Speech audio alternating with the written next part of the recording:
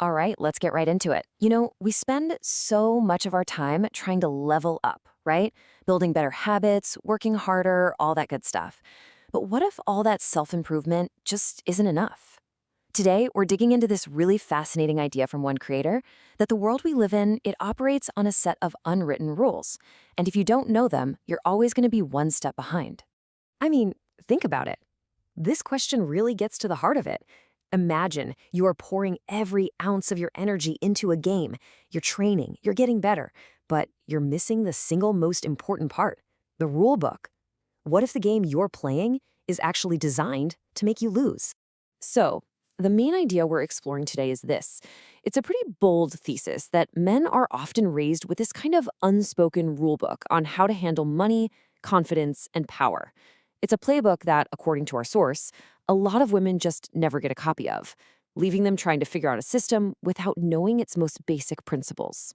So here's our game plan. We're going to crack open this secret rulebook and look at three key areas. First up, how to know your value. Then we'll get into the strategies to play the game and own your space. And finally, we'll tie it all together with a look at the new playbook. Okay, first section, knowing your value. And according to our source, this isn't just about money, not at all. It's about the fundamental way you price your own time, your skills, and your energy, both to yourself and, to the rest of the world. This quote right here, it just captures the whole thing perfectly. The creator we're talking about shared this story about planning a workshop with her partner. His very first thought was about value, about pricing. Her first instinct was about how much she could give away for free, just to prove she was worthy. That one little moment, she says, just shows this massive gap in how we're conditioned. And that leads us straight to the very first rule in this unwritten playbook. Never give away anything for free. The argument is that men are often taught that reciprocity is the default. You give value, you get value.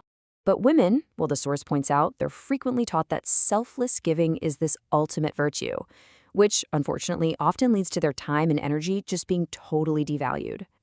Now, valuing yourself isn't just about what you give away. It's also about what you're willing to accept, which brings us to rule number 4, negotiate everything. She tells this story about renewing a gym membership. She was all set to just pay the price on the sign. But her partner, he saw that price as just the start of a conversation. By just asking, he got a lower price and 2 free months.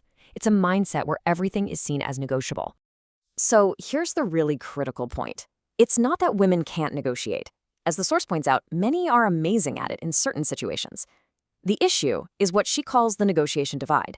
That skill just seems to vanish when a power dynamic gets involved, like, say, negotiating your first salary. And not asking then, the financial impact can compound into tens, even hundreds of thousands of dollars over a career. It's huge. This is such a fascinating way to frame it. The argument isn't the old cliche that men are logical and women are emotional. No. It's about which emotions our society rewards. For men, feelings like feeling disrespected or being competitive, they often get turned into fuel for ambition.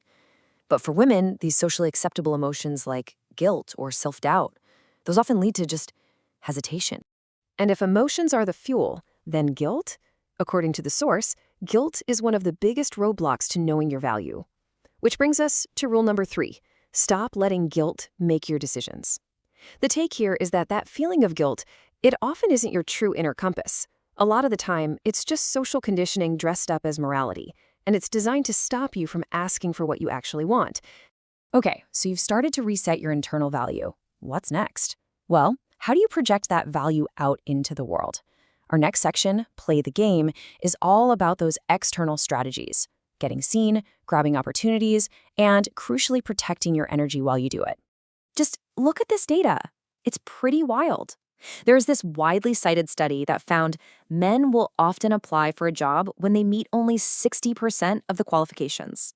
Women, on the other hand, they tend to wait until they feel 100% qualified, a standard that's so high it often means they don't even apply for these career-changing jobs. And this flows directly into rule number 6, apply before you're ready. The argument here is that perfectionism, it's really just fear wearing a fancy hat. The source argues that men are often socialized to see readiness as something you build as you go, not some perfect state you have to achieve before you can even start. In this worldview, just showing up is a qualification. And what happens once you actually get the job? Well, one study the source cites is just so revealing. When teams worked on projects where the roles weren't clearly defined, women were consistently rated as less competent. But, and this is the kicker, the second their individual contributions were made clear, that so-called competence gap, it completely vanished. The takeaway is undeniable. If your work is invisible, you get zero credit, period. Which is exactly why the source says rule number 5 is so critical. Take credit out loud. She tells the story about a couple who run a business together.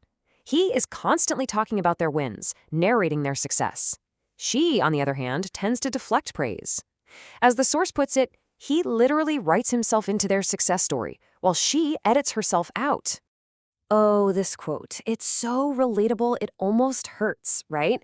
It perfectly captures this difference in how we set boundaries. The source observes that women often feel this need to write a whole, long, apologetic essay just to say no, performing all this emotional labor to soften the blow. And that leads us right to rule number 8. No is a complete sentence. Because according to the source, that long paragraph of justification, it doesn't just exhaust you, it actually trains people to believe that they're entitled to an explanation for your boundaries. A simple, direct no is valid all by itself. All right, our final set of rules is all about owning your space. This is about reclaiming your personal sovereignty, your time, your energy, and even just the physical space you occupy in a room. Think about how your day is structured. The source points out this huge difference in how time is often managed. For many men, the observation is that their personal needs, like going to the gym or just resting, are the big, non-negotiable blocks in their calendar. Everything else has to fit around them. But for many women, the pattern is reversed. Their personal time is whatever tiny sliver is left over after everyone and everything else is taken care of. And this whole idea about time leads us to 2 really powerful connected rules from the playbook. The first is rule number 2, always put yourself first. And the second is rule number 7, stop treating rest as a reward. The source argues that putting your needs first isn't selfish. It's just treating yourself as the non-negotiable starting point of your own life, not as an afterthought. And finally, this all culminates in rule number 9, learn to take up space. And this is both physical and verbal. The source talks about how women are so often conditioned to make themselves smaller, to find a corner in a room, to wait for a pause in the conversation that never actually comes. It's about dropping those little disclaimers like, this might be a stupid question, but, and just saying what you need to say. So, when you put all this together, what's the big takeaway? The goal here is absolutely not about women becoming like men. The source is super clear on this. It's about understanding the rules of the game you are already in so you can finally start to play it on your own terms. This right here is maybe the most powerful statement from our source material today. The argument is that the traditional, accommodating version of femininity, it was never designed for women's empowerment. It was designed to make them convenient, predictable, and, frankly, easy to overlook. And that leaves us with one final question. And this one's for you to think about. As you look at this playbook, valuing your time, taking credit for your work, setting firm boundaries, owning your space, which of these unwritten rules is the very first one you're going to rewrite for yourself?